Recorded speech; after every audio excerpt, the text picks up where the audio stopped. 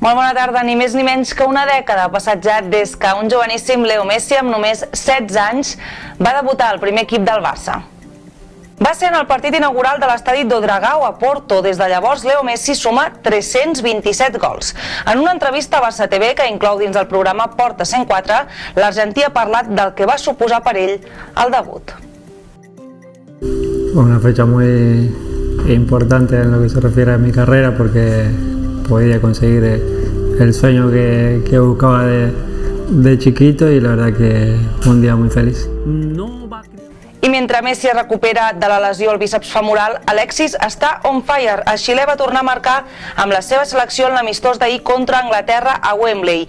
I ho va fer en dues ocasions, al minut 7 rematant de cap i a les acaballes del partit amb un golaç de vaselina en un contracop de Xile.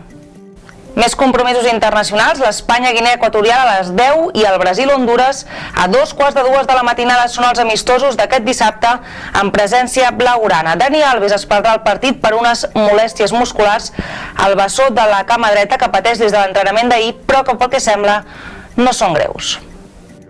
I Sergio Ramos, concentrat amb la selecció, ha tornat a defensar el seu company de club, Cristiano Ronaldo, en la seva lluita per ser el guanyador de la Pilota d'Or. Quizás este en concreto más, que lo está demostrando y al que siempre ponen por el mejor del mundo. En este caso Messi quizás pues esté ahora un escalón por debajo de Chris. Això és tot. Us recordem, com sempre, que podeu seguir tota l'actualitat relacionada amb el Barça a la tdp.cat.